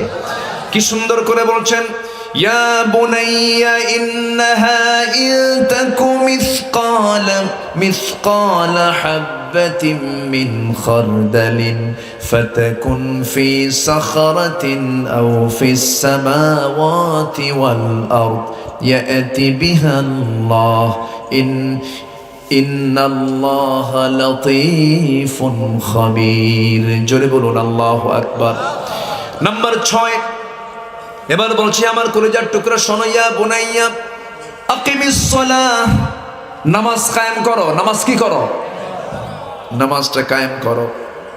প্রথমে বললেন শিরিক করো না। নাম্বার 2 আল্লাহর শুকর আদায় করো। নাম্বার 3 পিতামাতার আনুগত্য করো। নাম্বার 4 সরিষার দানাও যদি হয় সেটা আল্লাহ খুঁজে বের করবেন। ও আমার সন্তানরা, আল্লাহকে তোমরা সবচেয়ে বড় সাক্ষী হিসেবে গ্রহণ করে নিও। নাম্বার 6 হলো সালাত কায়েম করো। সালাতের ব্যাপারে তোমরা খুব খেয়াল রাখবে, সালাত কখনো নষ্ট করবে না, সালাতকে কখনো বাদ দেবে না। এই দুনিয়াতে সবচেয়ে বড় অপরাধ হলো সালাত নষ্ট করে ফেলা। কিন্তু দুনিয়াতে যদিও এর শাস্তি কম, কিন্তু মৃত্যুর পর আখিরাতে সবচেয়ে প্রথম হিসাব নেওয়া হবে কোন ইবাদতের বলেন, এবং সবচেয়ে বেশি শাস্তি হবে কোন ইবাদত মিস করার জন্য? সালাতকে নষ্ট করার জন্য। আল্লাহ বলছেন, ফাখালাফা মিন বাদিহিম খালফুন আদাউস সালাহ ওয়াত্তাবাউশ শাহাওয়াতি ফাসাউফা ইয়ালকাউনা গায়্যা। নামাজ যারা নষ্ট করবে, নফসের যারা দাসত্ব করবে, আমি আল্লাহ তাআলা তাদেরকে শুধু জাহান্নাম নয়, জাহান্নামের গাই নামক গর্তের মধ্যে আমি তাদেরকে জোর করে ঢুকায়া দেব। এই জন্য জাহান্নামের সেই গাই নামক গর্ত থেকে বাঁচার জন্য আমরা কেউ নামাজ ছেড়ে দেব না। নামাজ পড়বো কয় ওয়াক্ত? আসতে বলবেন না, কয় ওয়াক্ত নামাজ? একটু হাত তুলে দেখান তো, পড়বেন কারা কারা? জোরে বলি ইয়া আল্লাহ, আরো জোরে বলি ইয়া আল্লাহ। আমাদেরকে 5 ওয়াক্ত সালাত আদায় করার তৌফিক তুমি আল্লাহ দিয়া দাও। জোরে বলি আমিন, আরো জোরে আমিন। যুবকদের জন্য কয়টা কাজ বলছি? কয়টা? কি করো? রাগ করতেছো তোমরা? এই জাহিদ, বিয়ে করছো? তাহলে কি হলো? মেয়ে দেখতেছে একা একা নাকি? একা একা দেখা যায়? একা একা দেখা যাবে? আমি কি শেষ করে দেব নাকি? আলোচনা চালাবো? জোরে বলি ইনশাআল্লাহ। খুব ভালো। আপনারা, আমার নবী তার মেয়েকে বিয়ে দিয়েছেন, করেছেন 25 বছরে। কত বছরে? 25 বছরে তিনি বিয়ে করেছেন। তার মেয়ে ফাতিমাকেও বিয়ে দিয়েছেন কম বয়সে। নবীজি তার মেয়েকে বিয়ে দিবেন, বিয়ে দেওয়ার সময় তিনি সাহাবে কেরামকে প্রস্তাব করলেন। ধনী ধনী সাহাবীরা নবীর কাছে এসে বলে, ইয়া রাসূলুল্লাহি, আপনার মেয়েকে আমি বিয়ে করতে চাই। রাসূল বললেন, না না, আমার কাঙ্ক্ষিত লোকটা এখনো আসে নাই, পছন্দের লোকটা এখনো আসে নাই। সবার প্রস্তাব দেওয়া শেষ, সর্বশেষ আলী গেছেন, নবীর সামনে দাঁড়ায় আছেন। রাসূল বলছেন, আলী, তুমি কি আমার মেয়েকে বিয়ে করবা নাকি? হুজুর, দিলে করব। রাসূল বললেন, তুমি যে করবা, টাকা আছে নাকি? হুজুর, টাকা পাবেন কোথায়? বাড়ি তো নাই। এখন মেয়ের বাপরা কি চায়? বাড়ি গাড়ি। মেয়ে তার বাপ তার মেয়েকে বিয়ে দিবি, ছেলের সন্ধান নিতে নিয়ে বলে, দেখো ছেলের বয়স যদি 50 বছর হয় কোনো সমস্যা নেই, কিন্তু আমেরিকার সিটিজেন কিনা। আছে না নাই? আমি কি ভুল বললাম? নামাজ পড়ে কিনা প্রশ্ন নাই, কোরআন জানে কিনা প্রশ্ন নাই, ইমান ঠিক আছে কিনা প্রশ্ন নাই, এই জাতীয় কোনো প্রশ্ন নাই। বলে কোন দেশের নাগরিক, কোন প্রবাসে থাকে, কোন দেশে থাকে, ক্যাশ ক্যাপিটাল কেমন আছে, মঙ্গল গ্রহে অফিস আছে নাকি? কোন গ্রহে? মঙ্গল গ্রহ অফিস খোঁজে। নবীজি তার মেয়েকে বিয়ে দিচ্ছেন। তার মেয়েকে বিয়ে দেওয়ার সময় রাসূল বললেন, ও আলী, তোমার কাছে কি আছে? হুজুর, টাকা পয়সা কিচ্ছু নাই, ঘর বাড়ি তো নাই। রাসূল বলছেন, আলী, তোমার কাছে ইনস্ট্যান্ট কি আছে বলো? হুজুর, এই যে তরবারি, এই যে ঢাল। বলা হলো, তরবারি থাকবে, জিহাদের জন্য রাখবে, যাও ঢালটা বেচে আসো। ঢাল বেচে টাকাই হবে আমার মেয়ের বিয়ের মোহরানা। 15 নম্বর পুরনবী, কোনো বিলাসিতা নাই, কোনো অপচয় নাই, কোনো গেট নাই, কোনো ধুমধাম নাই। নবীজি তার মেয়েকে বিয়ে দিচ্ছেন, শ্রেষ্ঠ আদরের কলেজার টুকরা মেয়ে। রাসূল তার মেয়েকে বিয়ে দিবেন, ঢাল বেচতে গেছেন বাজারে। কাস্টমার ওসমান জিন্নুরাইন, নবীজির 2 মেয়ের জামাই, সামনে দাঁড়ায় বলছে, আলী, বাজারে তুমি ঢাল বিক্রি করতে আসছো কেন? তুমি তো মুজাহিদ, তুমি তো যুদ্ধের ময়দানে থাকো, ঢাল ছাড়া যুদ্ধ করবে কেমনে? বলতেছে, ঢাল ছাড়া তো যুদ্ধ হয় না, কিন্তু জরুরি আমার ঢাল বেচা কেন? বিয়ে ঠিক হয়েছে। কি ঠিক হয়েছে? বিয়ে ঠিক হয়েছে। কার সাথে? আপনার শালীর সাথে। আমার নবীর মেয়ে ফাতিমার সঙ্গে বিয়ে ঠিক হয়েছে। খুব খুশি হয়েছেন ওসমান জিন্নুরাইন। তিনি বলছেন, দাও, ঢালটা আমি কিনে নেব বরকত মনে করে। টাকাও দিলেন, ঢাল নিলেন। কয়েক হাত যেতে যেতে এই পিছন থেকে ডাকতেছে, ও আলী, এই দিকে আসো, তুমি আমার কিছুক্ষণ পর ভাইরাই হয়ে যাচ্ছ, আমি তোমাকে আগাম উপহারটা দিয়ে দিলাম, যাও ঢালটাও দিয়ে দিলাম। এমন বেচা বেচলেন, ঢালও পেলেন, টাকাও পেলেন। এমন ব্যবসা করলেন, নবীর কাছে গিয়ে দাঁড়িয়ে আছেন। রাসূল বলছেন, আলী, ঢাল মনে হয় বিক্রি হয় নাই, তাই না? হুজুর, বিক্রি হয়ে গেছে। এই যে টাকা, ঢাল হাতে কেন? হুজুর, বিক্রি করেছে, আবার ঢালটা উপহারও পাইছি। কি উপহার দিল তোমাকে? ওসমান। লোক আর খুঁজে পাও নাই? আমার বড় জামাইয়ের সঙ্গে কারবার করতে গেছো তুমি, রাসূল মুস্কি মুস্কি হাসি মারলেন, বিয়েটা ঠিক হয়ে গেছে। নবীজি বিয়ে দিলেন। বিয়ে দেওয়ার সঙ্গে সঙ্গে নবীজি কেঁদে কেঁদে বলছেন, আমার মা ফাতিমা, এই যে আজকে তোমাকে বিয়ে দিলাম, আমার ঘর আর তোমার স্বামীর ঘর আজকে থেকে শ্রেষ্ঠ ঘর বাবার ঘর নয়, শ্রেষ্ঠ ঘর হবে তোমার স্বামীর ঘর। সুবহানাল্লাহ বলেন। স্বামীর ঘরটাই তোমার শ্রেষ্ঠ ঘর। আমি তোমাকে এমন একটা ছেলে দিলাম, এমন ছেলের হাতে তোমাকে উঠায়া দিলাম, যার মাথা থেকে পা পর্যন্ত গোটাটাই তাকওয়া দিয়ে ভরা। কি দিয়ে ভরা? তাকওয়া দিয়া। টাকা দিয়ে ভরায়া আপনি সুখ পাবেন না, তাকওয়া দিয়ে ভরায়া আপনি সুখ পাবেন। মেয়ের বাপরা শোনেন, যুবকরা একটু খুশি হোক, তাই না? ছেলেরা তো বলতেছে মনে মনে, হুজুর বিয়ে যে করবো, মেয়ের বাপ তো বিয়ে দেয় না। যুবক, তোমাকেও ভালো থাকতে হবে, মাথা থেকে পা পর্যন্ত সুন্নতের দরকার আছে না নাই? তুমি ভালো হবে, সুন্দর ভালো মেয়ে পাবে। তুমি দুষ্ট হবে, তোমার জন্য ভালো যোগ্য। আমার নবী মেয়েকে বিয়ে দিয়ে বলছেন, মা শোনো, তোমার জন্য কিছুই দিতে পারলাম না, পানির মশক, চামড়ার তোষক আর একটা পিস দানে দিলাম, মা পান করার জন্য একটা গ্লাস দিলাম, যাও স্বামীর বাড়ি করে খাও, একটা বাসা ভাড়া নিয়ে নাও, আমি তোমার জন্য দোয়া করে দিলাম, মা তুমি চলে যাও। একটা কথা শুনে রাখো মা, মৃত্যুর দিন পর্যন্ত স্বামীর বিরুদ্ধে যেন একটা নালিশ আমার কানে না আসে। এখনকার মেয়ের বাপরা কি এরকম নাকি? মেয়ের বাপ মেয়েকে বিয়ে দিয়ে বলে, মা যা স্বামীর ঘরে যা, যদি কিছু বলে শুধু ফোন দিবি, খাইয়া ফালাবো। আছে না নাই? আমি কি অবাস্তব কিছু বলছি? এগুলো করা যাবে না। আমার আলোচনা এলাকার মায়েরা শুনছেন কিনা জানি না। ও আমার মা, স্বামীর ঘর ভাববেন বরকতের ঘর, কারণ সেই ঘরেই তো আদম সন্তান আসবে, আল্লাহর বান্দা বান্দিরা আসবে। জিকির করবে কার? আসতে বলবেন না, জিকির করবে কার? আল্লাহর জিকির করবে। সন্তানকে কোরআন শিখাবেন, কোরআন তেলাওয়াত করবেন, দ্বীনি পরিবেশটা বাড়ির মধ্যে জাগ্রত করবেন। কোরআনের গুনগুন গুনগুন করে আওয়াজ আপনার মুখ থেকে বের হবে, আপনি রান্না বান্না করবেন, সন্তানদের গোসল করাবেন, আল্লাহর জিকিরটা থাকবে সর্বক্ষণের জন্য। পর্দার পরিবেশ নিয়ে থাকবেন, দেখবেন আপনি পারিবারিকভাবে খুব শান্তিতে বসবাস করতে পারবেন। কিন্তু আজকের মেয়েরা কি এগুলো করে না? স্টার জলসা দেখে। হ্যাঁ, আমি কি ভুল বলতেছি? কথা বলবো? 12টা বাজে নাই? আচ্ছা, বাজলেই শেষ করবো। তাও শেষ করবো না? সবাই থাকতে রাজি আছেন? সবাই থাকবেন, আমি চলে যাবো। এই তো খুব ভালো, বলি আলহামদুলিল্লাহ। এমন উপজেলার নাম বাঁশ খালি। যদি বাঁশ নিয়ে দাঁড়ায় থাকেন সামনে, আমি যাবো কেমন? এলাকার নামই হলো বাঁশখালী, তাই না? জি। আমার নবীজি মজা করতেন, নবীজি কথা বলতেন, মজা করতেন। এক মহিলা, কালো মহিলা, রাসূল বলেন এই মহিলা কোনোদিন জান্নাত পাবে না। মহিলা কান্দে মরে যায়। রাসূল বলছেন, মহিলা তুমি কান্দো কেন? হুজুর আপনার মুখ থেকে বের হয়েছে আমি জান্নাত পাবো না। কে বলেছে জান্নাত পাবা না? পূর্ণিমা রাতের চাঁদের মতো সুন্দর উজ্জ্বল চেহারা নিয়ে তুমি জান্নাতে প্রবেশ করবা। কালো কোনো মহিলা জান্নাতে থাকবে না। আল্লাহু আকবার। রাসূল মজা করতেন। এক বুড়ি মহিলাকে দেখে বলেন এই বুড়ি কোনোদিন জান্নাত পাবে না। বুড়ি তো কান্দে কান্দে শেষ। রাসূলের মুখ থেকে বের হয়েছে আমি কি আর জান্নাত পাবো?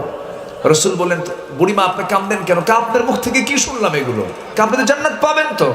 বুড়ি হয়ে নয়, ষোড়শী যুবতী হয়ে জান্নাতে ঢুকবেন। জোরে বলে সুবহানাল্লাহ।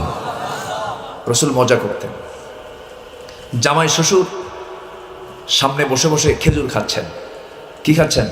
খেজুর। খেজুর খেতে খেতে রাসূল খেজুর খান, আর বিচি, খেজুরের ভিতরে কি থাকে ওটা কি বলে এলাকায়? দানা। আচ্ছা, তো দানাটা, বিচিটা আমার নবীজি তার সামনে না রেখে জামাই আলীর সামনে রেখে দিচ্ছেন। খেজুর খাচ্ছেন রাসূল, আর বিচি রেখে দিচ্ছেন কার সামনে? জামাইয়ের সামনে। খেজুর খাওয়া শেষ। রাসূল বলেন, সাহাবীরা দেখো, আমরা সবাই খেজুর খেলাম, আলীর সামনে বিচিগুলো দেখছো? সব খেজুর আলী একাই খেয়েছে। আলী কয়, হুজুর আপনি যেটা বললেন এটা ঠিক আছে, আমার ভাইয়েরা রাসূল যে বক্তব্য দিয়েছেন এটা সহিহ। আমি বেশি খাই, আমি বেশি খাইছি, এটা আমার মানায়। আমি হলাম আসাদুল্লাহিল গালিব, যুদ্ধে দিগ্বিজয়ী বীর, যুদ্ধ করার জন্য বাহুবল দরকার, খাদ্যর দরকার। আমার বেশি খাওয়াটা মানায়, কিন্তু রসুল এতক্ষণ ধরে যে খেজুরগুলো খাইছেন আমাদের মতো করে না। আমরা সবাই খেজুর খাইছি হলো আটি ছাড়া, দানা ছাড়া, আর রসুল খেজুর খাইছে তখন সব বিচি শুদ্ধা, তার সামনে একটা বিচি হবে। আল্লাহু আকবার বলবেন না? রসুল মজা করতেন। আমার নবীজি মেয়েকে বিয়ে দিয়েছেন ঠিক, কিন্তু ভুলে যান নাই। কিছু কিছু মেয়ের বাবার মেয়ে বিয়ে দিয়ে ভুলে যায়, আছে না? সালাম একখান দিয়ে ওই যে পাঠায় দিস, আর খোঁজ খবর নেয় না। আমার নবী তা করেন নাই। বর্ণনায় পাওয়া যায় 3 দিন কোনোদিন পার হয় নাই নবীজি ফাতিমার চেহারা না দেখলে তার অস্থিরতা পোষণ হতো। 3 দিন পার হতে দিতেন না, তিনি দেখতে যেতেন, খোঁজ খবর নিতেন। ফাতিমাকে খুব ভালোবাসতেন রাসূল, খুব আদর করতেন, খুব মোহাব্বত করতেন। আমার নবীর ঘরে একদিন ফাতিমা ঢুকেছেন বিয়ের পরে। নবীজি দেখতে পাচ্ছেন ফাতিমা বসে বসে নামাজ পড়ছেন। রাসূল বলছেন, ফাতিমা বসে বসে নামাজ পড়ো কেন? কাব্বা, আমি বসে বসে কখনো নামাজ পড়ি না, আমি তো যুবতী মহিলা, দাঁড়িয়ে দাঁড়িয়ে নামাজ পড়ি। কিন্তু আজকে বসে নামাজ পড়ার কারণ হলো আমার গায়ে যে কাপড়টা দেখতে পাচ্ছেন আব্বা, এই কাপড়ের পিছনের অংশে একটা তালি আছে, একটা জোড়া অংশ আছে। এই তালি অংশ, এই জোড়া অংশ, এই সেরা অংশটা যদি আপনার দৃষ্টিগোচর হয়ে যায়, আপনি মনে মনে ভাববেন, আহারে আমার জামে আলী আমার মেয়েটাকে কাপড়ে কষ্ট দেয়, আমার স্বামীর এতটুকুন দুর্নাম প্রকাশ পেয়ে যাক, আমি এটা চাই নাই। মনে করে আমি বসে বসে নামাজ পড়তেছি আব্বা। স্বামীর প্রতি ভক্তি রাসূল শিখিয়ে দিয়েছেন। পৃথিবীতে সেজদার যদি কোনো হুকুম থাকতো, প্রত্যেক স্ত্রী তার স্বামীকে সকাল সন্ধ্যা সেজদা দিত। কি গুরুত্ব স্বামীর ইসলামে দেওয়া হয়েছে। আবার বউদের দামও কিন্তু কম না। হাদিস এসেছে, যদি কোনো স্ত্রী বলে আমার স্বামী ভালো, আল্লাহ বলবেন ওই বান্দা আমার ভালো। এই জন্য পীরের কাছে ভালো হওয়া দরকার না, বইয়ের কাছে ভালো হওয়া দরকার? ভালো করে কম, অন্য লোকের কাছে ভালো হওয়ার দরকার আগে নাই। কারণ নিজের লোক যদি আপনাকে ভালো বলে, আপনি কি আল্লাহ ভালো বলবেন? আল্লাহু আকবার বলেন।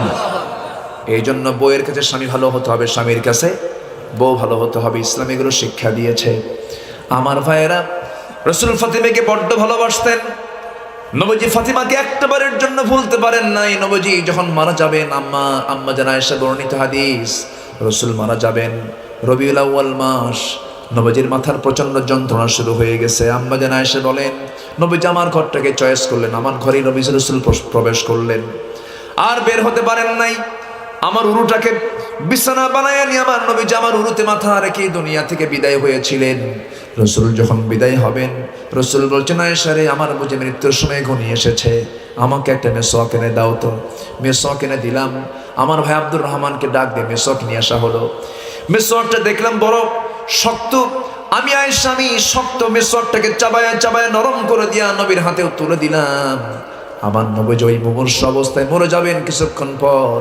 নবীজি মেসওয়াকটা নিয়ে, আগে মেসওয়াক শুরু না করে আমার থুতু ওই মেসওয়াকের আগায় কিছু লাগানো ছিল, সেই থুতুগুলো চুষে চুষে পান করছেন আর মুসকে মুসকে হাসি দিয়ে বলছেন, আয়েশা রে, মৃত্যুর আগেও তোমাকে একটু ভালোবাসার পরিচয় দেখাচ্ছি।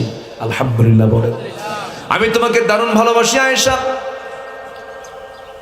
আমার নবীজি মেসওয়াক সম্পূর্ণ করলেন। নবীজি মেসওয়াকটা ঘন ঘন করতেন। প্রত্যেক ওযুর পূর্বে তিনি মেসওয়াকটা করে নিতেন, মুখের দুর্গন্ধ রাখতেন না। আমার নবীজি বলছেন, আয়েশা, বেলাল তো আযান দিয়ে দিল, একটু মসজিদে যাই। উঠতে নিয়েই মাথা চক্কর মেরে পড়ে গেছেন। এরপরে বলছেন, আয়েশা, বুঝতে পেরেছি আমার মনে হয় জামাতের নামাজ পড়া হবে না। তোমার আব্বা আমার প্রিয় সাহাবী আবু বকরকে বলো আমার মুসল্লায় দাঁড়াইয়া যেন সে আমার দায়িত্বটা পালন করে। সাহাবীরা নামাজ শুরু করেছেন, কিন্তু নবীর মুসল্লায় নবীজি নাই।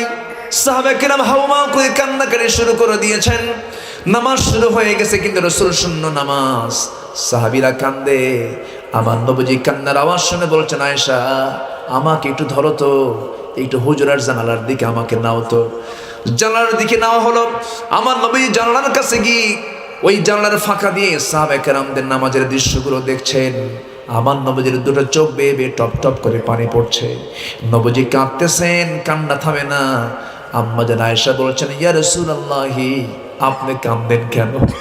আপনার তো কান্নার কোনো কারণ এখানে নেই। আপনার সাহাবীরা নামাজ পড়ছি, এটা তো আনন্দের বিষয়। নবীজি বলছেন, আয়েশা, মানুষের কান্না দুই রকমে আসে। মানুষের এক প্রকার সুখের কান্না মানুষের আসে, আবার দুঃখের কান্না মানুষের আসে। ওরে আয়েশা, আমার চোখের যে পানি দেখতে পাচ্ছে এটা আমার দুঃখের কোনো চোখের পানি নয়, এটা আমার আনন্দের চোখের পানি। আনন্দের পানি চোখ থেকে বের হচ্ছে। ওরে আয়েশা, এই নামাজ কায়েম আজকে রাষ্ট্রীয় পর্যায়ে হয়েছে। এই নামাজ কায়েমের জন্য আমাকে তায়েফের মানুষগুলো মেরে মেরে রক্তাক্ত করে দিয়েছে। এই নামাজ কায়েমের জন্য উহুদের ময়দানে আমার কাফের মুশরিকরা আমার দুটো দাঁত ভেঙে দিয়েছে। এই নামাজ কায়েমের আন্দোলন করতে গিয়ে খন্দকের ময়দানে পরীক্ষা খনন করতে গিয়ে কোদাল মারতে মারতে আমার কোমরটা কোজা হয়ে গেছে। আজ পর্যন্ত আয়েশা আমার কোমরটা সোজা করতে পারি নাই। এই নামাজ কায়েমের জন্য আমার আম্মারকে মেরে ফেলা, আমার ইয়াসারকে মেরে ফেলা হয়েছে, আমার সুমাইয়াকে মেরে ফেলা হয়েছে। এই নামাজ কায়েমের জন্য আমি আমার অনেক সাহাবীকে হারিয়েছি। সেই নামাজ আজকে রাষ্ট্রীয় পর্যায়ে কায়েম হয়েছে। এটা আমার আনন্দের চোখের পানি। আম্মা জান আয়েশা তার চোখের পানিগুলো মুছে মুছে দিচ্ছেন হাত দিয়ে। এরপরে বলছেন, আয়েশা প্রচন্ড মাথা ব্যথা হচ্ছে, আমাকে শোয়া দাও। শোয়া দেওয়া হলো। এমন সময় বলছেন, আয়েশা রে, মালাকুল মউত মনে হয় চলে আসবে, দেখো তোমার কলিজার টুকরা ফাতিমাটা কই। নবীজি ফাতিমাকে কখনো ভোলেন নাই, একটা বারের জন্য ভুলেন নাই। রাসূল বলছেন, ফাতিমা আমার দেহের টুকরা, ফাতিমাকে কষ্ট দেবে সে আমাকে কষ্ট দেবে, যে আমাকে কষ্ট দেবে সে আল্লাহকে কষ্ট দেবে। রাসূল সেই যুগে মেয়েদেরকে ভালোবাসা দিয়ে বুঝিয়েছেন এই পৃথিবীতে সবচেয়ে বড় সম্পদ হলো ভালো মেয়ে। আলহামদুলিল্লাহ বলে। নবীজি মেয়েকে ডাকতেছেন, আম্মা জান আয়েশা বর্ণিত হাদিস। দরজা খুলে নবীর সামনে দাঁড়িয়েছেন ফাতিমা। নবীজি কান্দেন আর বলছেন, ফাতিমা এই দিকায়। ফাতিমার চোখের পানি। রাসূল বলছেন, ফাতিমার তোর চোখের পানি আমার দারুণ কষ্ট হচ্ছে, তুই এই দিকায়। কাছাকাছি নিয়ে নিজের মেয়েকে ফাতিমাকে কাছে নিয়ে কানের মধ্যে মুখ ঢুকিয়ে বলছেন, ফাতিমা বিয়ে দিয়েছিলাম ঠিক, কিন্তু তোকে আমি 3টা দিন পার হতে দেই নাই, দেখেছি তোকে আমি। আজকে এই দুনিয়ায় তুই যেমন আমার কাছাকাছি থেকেছিলি ফাতিমা, মৃত্যুর পরে কবরের জিন্দেগিতে তুমি আমার কাছাকাছি থাকবে, তুমি যাও। যেরকম সুবহানাল্লাহ। ফাতিমার কান্না বন্ধ হয়ে গেল।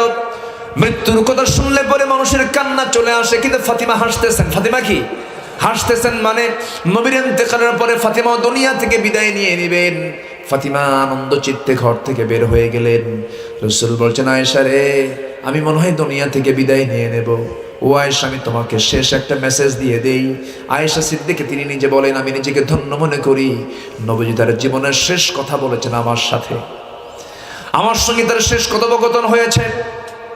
রাসূলকে আমি বিদায় জানিয়েছি। রাসূল আমাকে বললেন, আয়েশা আমি দুনিয়া থেকে বিদায় নিচ্ছি, মালাকুল মউত চলে আসছে, আমার উম্মতকে জানায়া দিবা, আমার উম্মত যেন 5 ওয়াক্ত নামাজ যেন কখনো না ছেড়ে দেয়। জোরে বলে সুবহানাল্লাহ। আমার নবীজি এই কথা বলেই দুনিয়া থেকে বিদায় হলেন। আম্মা জান আয়েশা সিদ্দিকা রাসূলের চোখটা আস্তে করে নিচের দিকে নামায়া দিলেন। আম্মা জান আয়েশা বলেন, আমি নিজেকে ধন্য মনে করি, আমার ঘরটাই হয়ে গেছে নবীজির মাকবারা। আমার ঘরে আমার নবীজি শুয়ে আছেন। সুবহানাল্লাহ।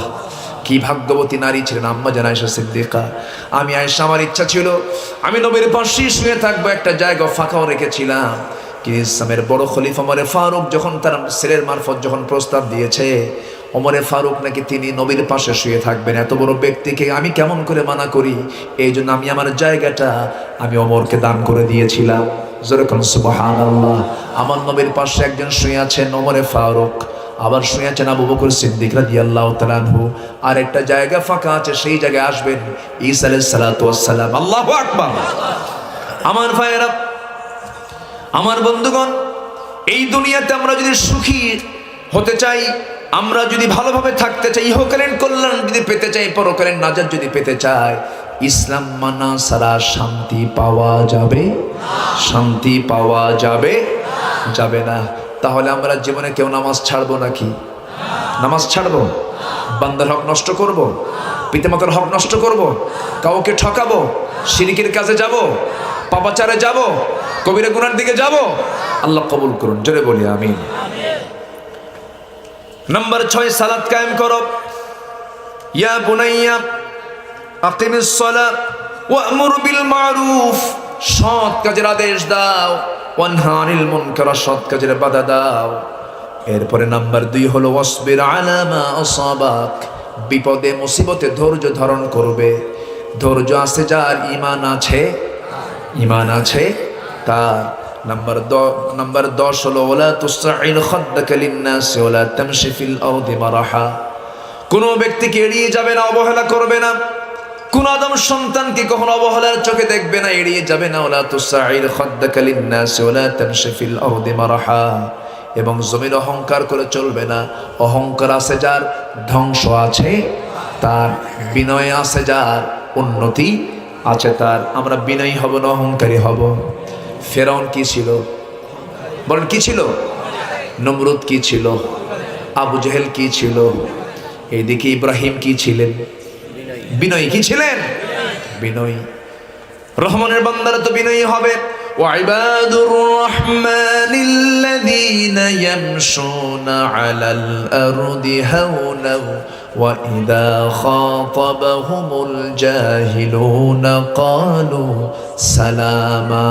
জোরে বলুন আল্লাহু আকবার।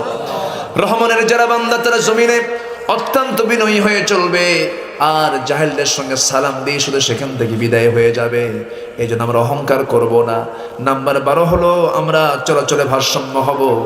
দেখবেন কিছু কিছু যুবক কিছু বডি ভালো, রাস্তায় যখন চলে বুঝাই আমি একখান মাল। এরকম আছে না নাই বলেন? এই দিক সেদিক ভাবি আলাদা, খালি উপরের দিক তাকায়। আমার নবী রাস্তায় যখন চলতেন দুইটা বৃদ্ধাঙ্গুলের দিকে নজর দিয়ে দিয়ে হাঁটতেন, অত্যন্ত বিনয়ী হয়ে হাঁটতেন তিনি। এই জমিনটা কার? এই জমিনে আমি কি অহংকার দেখাবো না আল্লাহ অহংকার দেখাবেন? অহংকারটা কার হবে? আসতে বলবেন না, কার হবে?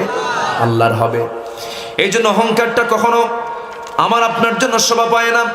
অহংকার কখনো দেখানো যাবে না। আল্লাহ তাআলা বলছেন ওয়ালা তামশি ফিল আরদি মারহা ইন্নাল্লাহা লা ইউহিব্বু কুল্লা মুখতালিন ফখুর। জোরে বলুন আল্লাহু আকবার।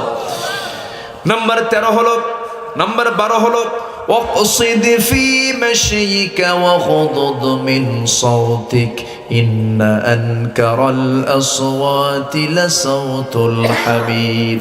কণ্ঠটাকে কখনো উঁচু কর্কশ করবা না, বড় গলায় কথা বলবা না। কথা বলবে নম্রতা নিয়ে, ভদ্রতা নিয়ে, সুন্দর করে কথা বলবে। কারণ সবচেয়ে বড় আওয়াজে কথা বলে হলো গাধা। বড় আওয়াজ কার? গাধা। গাধার আওয়াজটা শোনেন না আপনারা? খুব জোরে আওয়াজ হয় কিন্তু খুব মিষ্টি। গাধার আওয়াজ কি মিষ্টি? গাধার আওয়াজ শোনেন না আপনারা? সবাই তো শোনে নাই না? গাধার আওয়াজটা কিন্তু খুব কুরুচিপূর্ণ। গাধার আওয়াজ খুব জোরে হয় কিন্তু আওয়াজটা খুবই অপছন্দনীয়। যার মধ্যে কোনো সুর, যার মধ্যে কোনো একটা সুন্দর সফটনেস এটা নাই। এই জন্য আমরা কথা বলবো, নিজের কণ্ঠটাকে নিচু রাখবো এবং কথার কণ্ঠের মধ্যে থাকতে হবে মিষ্টতা, ভদ্রতা, বিনম্রতা। আল্লাহ কবুল করুন। জোরে বলি আল্লাহুম্মা আমিন। আল্লাহ তাআলা কত সুন্দর করে উদাহরণটা দিচ্ছেন দেখেন। তাহলে লোকমান যে নসিহতগুলো দিলেন তার সন্তানদেরকে, এই নসিহতগুলো যদি আমরা দেই, আমাদের সন্তানরা কি লোকমানের সন্তানের মতো হবে না? যেন হবে না ইনশাআল্লাহ। আল্লাহ তাআলা লোকমানকে এত দাম দিয়েছেন কেন জানেন? উনি বলেন আল্লাহ তাআলা আমার মর্যাদা বৃদ্ধি করেছেন দুটা কারণে। কয়টা কারণে? দুইটা কারণে। এক নাম্বার হলো সত্য কথা বলা। কি কথা বলা? সত্য কথা বলা। নাম্বার 2 হলো অপ্রয়োজনীয় কথা কাজ পরিহার করে চলা। আমি লোকমান এই দুইটা জিনিস আমি সারা জীবন ফলো করেছি। সত্য কথা ছাড়া মুখ থেকে কোনো মিথ্যা কথা বের হয় নাই। অপ্রয়োজনীয় কোনো কথা এবং কাজ আমার জীবনে বাস্তব হয় নাই। এই জন্য আল্লাহ তাআলা আমার মর্যাদা বাড়াইয়া দিয়েছেন। যেরকম সুবহানাল্লাহ। এছাড়া লোকমানের 9টা স্বতন্ত্র গুণ ছিল। আমরা এটা মনোযোগ দিয়ে শুনি, আক্ষরিকভাবে বলে দিচ্ছি। নাম্বার 1 হলো লোকমান আলাইহিস সালামের ব্যক্তিগত 9টা গুণ ছিল। কয়টা? 9টা গুণ ছিল। নাম্বার 1 হলো দৃষ্টিটাকে নিম্নমুখী রাখা। নাম্বার 2 হলো মুখ বন্ধ রাখা। নাম্বার 3 হলো হালাল জীবিকায় সন্তুষ্ট থাকা। নাম্বার 4 হলো লজ্জাস্থানকে হেফাজত করা। নাম্বার 5 সত্য কথায় অটল থাকা। নাম্বার 6 অঙ্গীকারকে পূর্ণ করা। নাম্বার 7 মেহমানের আদর আপ্যায়ন ঠিক মতো করা। নাম্বার 8 প্রতিবেশীর প্রতি লক্ষ্য রাখা। নাম্বার 9 অপ্রয়োজনীয় কথা কাজ পরিহার করে চলা। এই 9টা গুণ লোকমানকে সূরা লোকমানের কোরআনের মতো একটা কিতাবে তার স্থান এই গুণের জন্য আল্লাহ তাআলা করে দিয়েছেন। যেরকম সুবহানাল্লাহ। এই সমস্ত গুণ আমরা আনবো। জোরে বলি ইনশাআল্লাহ। আরো জোরে বলি ইনশাআল্লাহ। এছাড়াও লোকমান আলাইহিস সালাম আরেকদিন সন্তানগুলোকে ডাক দিয়ে বলছেন, বাজানরা শোনো, তোমরা পৃথিবীর শ্রেষ্ঠ খাবার খাবে, শ্রেষ্ঠ বিছানায় ঘুমাবে, শ্রেষ্ঠ প্রাসাদে অবস্থান করবে, শ্রেষ্ঠ খাবার খাবে, শ্রেষ্ঠ বিছানায় ঘুমাবে, শ্রেষ্ঠ প্রাসাদে অবস্থান করবে। সন্তানরা হাসতে হাসতে বলছে, আব্বা কেমন করে সম্ভব, আমরা থাকি কুড়ে ঘরে, শ্রেষ্ঠ খাবার পাবো কেমনে, শ্রেষ্ঠ প্রাসাদে থাকবো কেমনে, শ্রেষ্ঠ বিছানায় থাকবো কেমনে। লোকমান এবার বলছেন, আমার সন্তানরা তোমরা আমার কথার হেকমতটা বোঝো নাই। শ্রেষ্ঠ খাবার মানে হলো তোমরা যখন খেতে বসবে, ক্ষুধা পেটে ছাড়া কখনো ভরা পেটে বসবে না খেতে। খেতে বসার নিয়ম হলো ক্ষুধা পেটে না ভরা পেটে, বলেন। ক্ষুধা পেটে বসবে খেতে, আবার ক্ষুধা পেটে বসি ক্ষুধা পেটে আবার উঠে আসবে, পুরোপুরি উদর পূর্তি করে পেট ভরে খাবে না। ক্ষুধা পেটে খাবে, ক্ষুধা পেটে শুরু করবে, ক্ষুধা পেটেই উঠে আসবে। তোমার কাছে মনে হবে তুমি তোমার পৃথিবীর শ্রেষ্ঠ খাবার তুমি খেয়ে নিয়েছো। সুবহানাল্লাহ বলবেন না? এগুলো হচ্ছে হেকমত। এগুলো কি হেকমত? নাম্বার 2 হলো শ্রেষ্ঠ বিছানায় ঘুমাবে। ও আমার কলিজার টুকরা সন্তান, অলস জীবন গ্রহণ করবে না, অলসতা নিয়ে কখনো চলবে না। কায়িক পরিশ্রম করবে, দৈহিক পরিশ্রম করবে, সারাদিন পরিশ্রম করার পরে বিছানায় যাবে, পরিশ্রম ছাড়া কখনো বিছানায় যাবে না। পরিশ্রম করার পরে যে বিছানায় তুমি ঘুমাবে, সেই বিছানাই হবে তোমার জীবনের শ্রেষ্ঠ বিছানা। জোরে বলেন সুবহানাল্লাহ। ওয়ালাকাদ আতাইনা লুকমানাল হিকমা। এবার বলছেন, আমার কলিজার টুকরার সন্তান শোনো, শ্রেষ্ঠ প্রাসাদে অবস্থান করবে তোমরা। শ্রেষ্ঠ প্রাসাদটা হলো, আমার বাজান শোনো, আমার ছেলেরা শোনো, শ্রেষ্ঠ প্রাসাদ হলো, এই পৃথিবীতে সবচেয়ে শ্রেষ্ঠ প্রাসাদ হলো মানুষের মনকে জয় করা। মানুষের হৃদয় রাজ্যে তুমি দখল করবে, মানুষের মনকে তুমি বিজয় করে ফেলবে। মানুষের মনকে যখন তুমি বিজয় করবে, এর চেয়ে বড় রাজত্ব তোমার জীবনে আর কোনোটাই থাকতে পারে না। জোরে বলে সুবহানাল্লাহ। এই জন্য আমাদের জোর করে রাজত্ব দরকার না, হৃদয় রাজ্য দরকার। বলেন, জোর করে রাজত্ব দরকার না, হৃদয় রাজ্য দরকার? হৃদয় রাজ্য দরকার। জনগণ চায় না, কিন্তু সুপারগুলো আটা দিয়ে বসেই থাকে। আছে না নাই?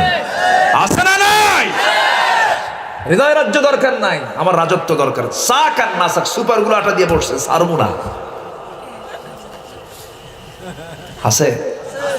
আসতে বলবেন না? আছে। ওয়াস্তবা নতুন করে বের হলো। সাইয়েদনা ওমর ফারুক রাদিয়াল্লাহু তাআলা আনহু কি শাসক ছিলেন। জনগণকে দেখতে যেতেন, জনগণের কাছ থেকে তিনি লুকায় লুকায় শুনতেন ওমর কেমন মানুষ, ওমর কেমন মানুষ। সার্টিফিকেট নিতেন আড়ালে গিয়ে, জনগণের পাশে গিয়ে ছদ্মবেশ ধারণ করে বলতেন, তোমার কি জানো ওমর কি চেনো? ওমর লোকটা কিন্তু ভালো না। তখন জবাবে জনগণ বলতো, তুমি কে? ওমরের বিরুদ্ধে তুমি কথা বলো? এই জমিনের শ্রেষ্ঠ শাসক বলতে একজনকে বোঝায়, তিনি ওমর। ওমরে ফারুক চোখের পানি ফেলে মাটির দিকে তাকায় বলতেন, আল্লাহ এই বান্দার দোয়া তুমি কবুল করো। সুবহানাল্লাহ বলবেন না? এটাই হলো রাজত্ব, এটাই হলো হৃদয় রাজ্য। আল্লাহ তুমি সবাইকে বোঝার তৌফিক দাও। জোরে বলি আল্লাহুম্মা আমিন। আরো জোরে আল্লাহুম্মা আমিন। মা বোনরা কি মাহফিল আছে? আপনার বাড়ি যাবেন না? একটা লোক ওঠে না, কন্ত কি নড়াচড়াও নাই, কিছু নাই, ওই যে বসে আছে, মানুষ না ফেরেশতা আল্লাহই জানে।